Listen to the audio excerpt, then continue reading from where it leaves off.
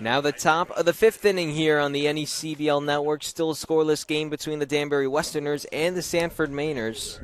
Kyle DeSantis and Matt Scalzo on the call here at Goodall Park in Sanford, Maine. For Danbury, it will be 6, 7, and 8, Gerlot, White, and Canales. For those three, it'll be their second time up, as it's the second time through the Danbury lineup against Bryce Aftim. Aftim, first pitch to Gerlot. Called strike. The outer black. 0-1. Gerlot reached on an E6 his last time. Was stranded there at second on a Jermaine White ground out to end the second inning as he cuts on and misses on the breaking ball, 0-2. Whenever I see Gerlot's name, I can only think of his pinch hit home run against Minnesota. Way out in front of the breaking ball. Gerlot has to go to first on the drop third strike. Dapkowicz to Polk for the first out. Yeah, and that was not like his pinch hit 3-run home run against Minnesota towards that later end of the year. Really got Nittany Lions moving into the Big Ten tournament. They had a solid run. Probably their best year in a little while. It's been a tough few years. First pitch to Jermaine White is one where the Red Storm member flies it into center, right into the glove of Cal Hewitt for the second out.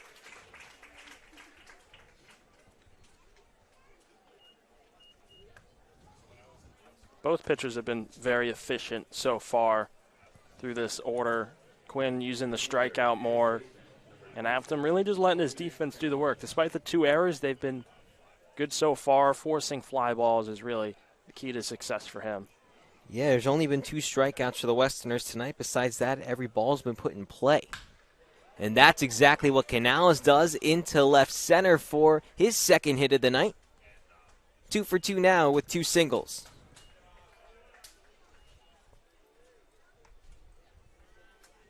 For the Westerners, second baseman, number 1, Jackson Taylor. So after the 2-out single by Canales, it is Jackson Taylor, the 9-hole hitter. For Danbury, the second baseman, 0 for 1. He grounded out 4-3, his first time up in the third. Afton looks over to first, where Canales now stays. Comes home with the stretch. Outside, 1-0.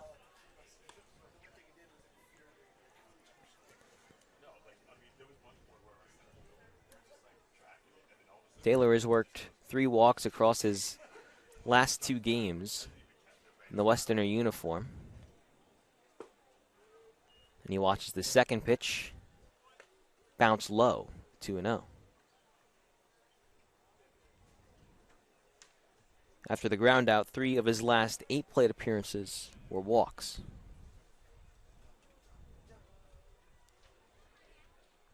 Afton throws on to first. Not in time. Canales, the first baseman, slides back in safely. And Canales has been the only one that's been thrown over at first. He's been the only one that's really stayed at first. Grounder right back to Aftim. Off of Aftim, Reynes on to first, not in time as the ball bounced into Polk's glove, but Taylor beat it out. Time is called as Aftim gives a little thumbs up to his catcher in Dapkowicz. It looked like it hit him on his catching arm, but it's a righty thrower, so it's not the end of the world. Yeah, he seems to be all right. Second day in a row, though, that the Mainers pitcher's been hit on a comebacker. That one a lot more in the air than what Sonny Fauci had to deal with yesterday. Kind of skipped up and hit him either on the foot or on the lower part of the leg. First pitch to Lovett. In the dirt, Dapkowicz picks the ball out and keeps Canales at second, Taylor now at first. 1-0, and I'm sure Afton will get checked on after he goes back into the dugout. First and second, Afton looking at second before coming home. Check swing, throw on to second. Canales trying to dive back in. He does so safely in time. The ball got lodged in between the sliding Canales and the dirt. Now, that's a tough play. Yeah, Canales got a little aggressive, like you alluded to the first time he was over at second. Had a much larger lead, and Dapkowitz kind of had enough of that one. The 1-1. Breaking ball floats on in there for the second strike to the Yellow Jacket. Love it. 1-2. So again, first and second. Canales and Taylor on first and second after back-to-back singles. Lovett 0 for 2 on the night with 2 flyouts. Afton looks to second, comes home. Grounder foul, first base side.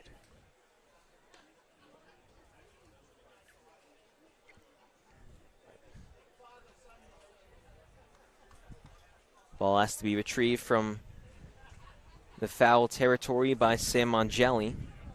Corner infielder for Danbury not playing tonight. As Afton looks to pitch number 5 of the at-bat. Lined, inner right, foul. That was close. You can say that again. That one towing the line there, just going foul. Sometimes it's pretty easy to tell from up here when one's going foul down the right field line, just I guess the more time I've been up here. But that one, it was tough to tell. Statistician Alex to my right, or my left, excuse me. He was pretty confident in that. So just foul for Lovett, still 0 for 2. First and second, 2 outs, top of the 5th. Afton, the pitch. Breaking ball, whistles outside, deuces wild.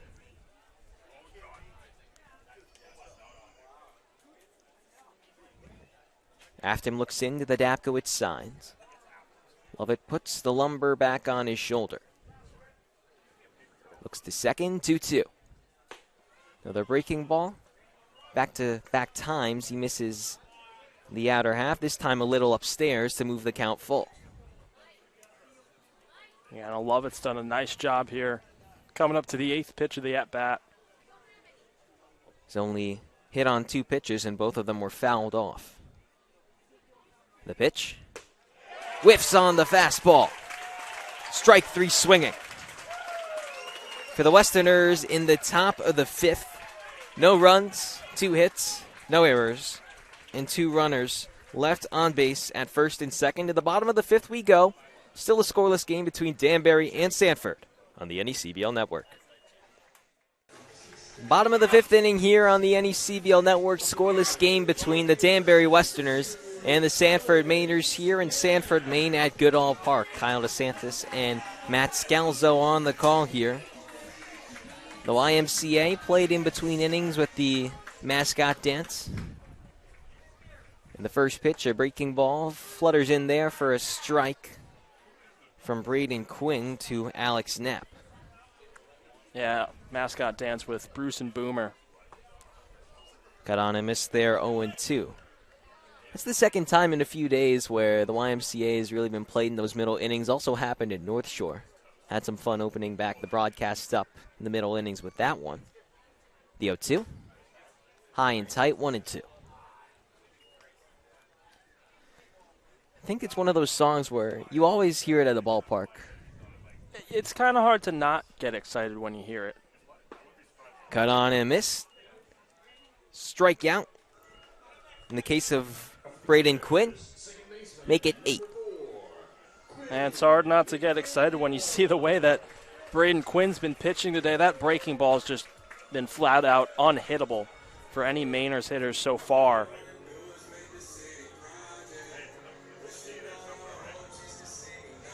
But in the case of the Sanford Mainers, you got to have something in the works with third time through the lineup as it's McDaniel stepping in. First pitch breaking ball, lasered back into center. And it is a 1-out single for the second baseman.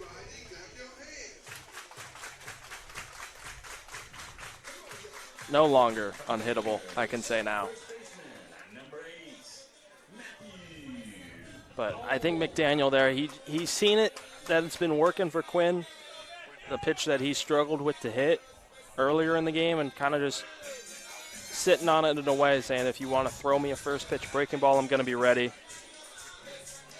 Especially with the kind of hitter that McDaniel is. He's hitting over 300, came into this game hitting 333, something he easily was able to pick up on.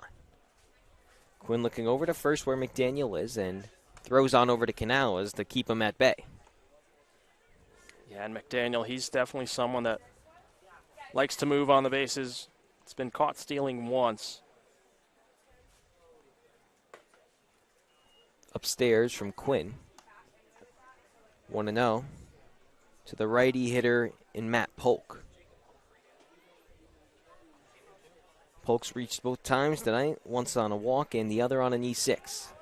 Another throw on to first, and McDaniel scurries on back.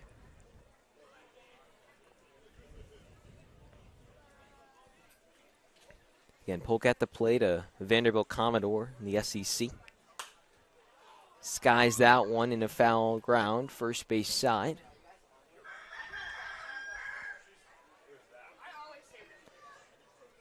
Eventually, when that lands, we haven't heard it yet, it'll wake a few people up. Yeah. Yeah, that one could be I mean, for where it was headed, that could be tough for someone when they leave this game. Leave it at that. 1-1. Breaking ball. High and away. 2-1.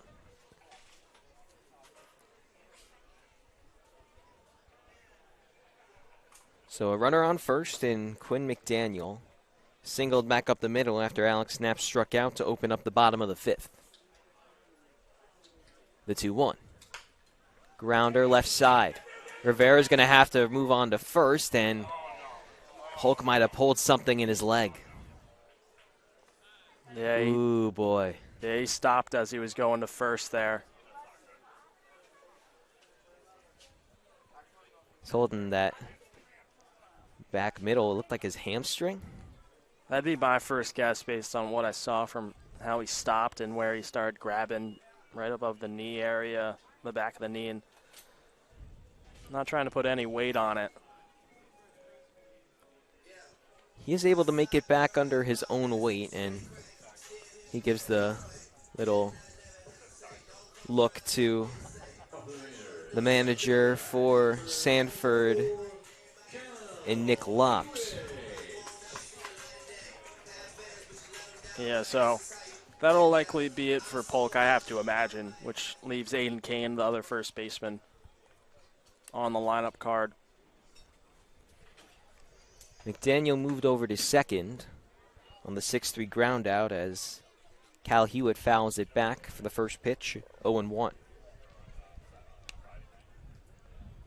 And that's a tough break for Sanford if that is more serious than it seems, or just because of what Polk's been able to do. He's provided such a spark in this Mainers order. Quinn. The pitch. Outside, 1-1.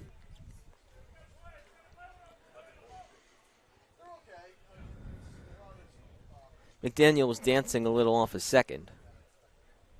He still stays there in scoring position. And Quinn looks back. Second time. Now the 1-1. Another breaking ball that drops on to the black. 1-2.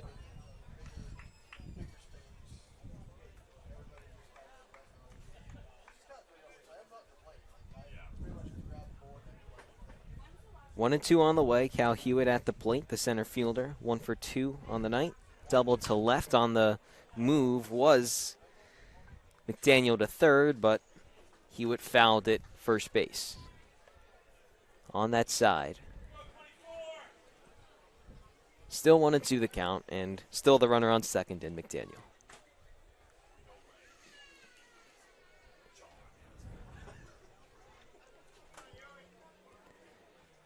Quinn's pitch is now up to 80 with that last one. Something to keep in mind as time is called.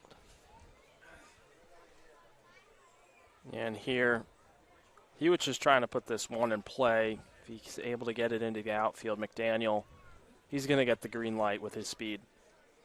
1-2 inside and recovered by Mag after it dribbled on near third base. 2-2, and also looking at Quinn's season, the farthest he's gone in terms of his pitch count, went 91 in a loss to Newport back on July 2nd. Yeah, it looks like there's a guy getting up for Danbury. 2-2. Lasered. Center. Jermaine White makes the catch. That's the third out of the bottom of the fifth. No runs, one hit, no errors, and one runner left on base for the Sanford Mainers. Still a 0-0 score through 5. We'll head into the 6th with that total between Danbury and Sanford on the NECBL Network.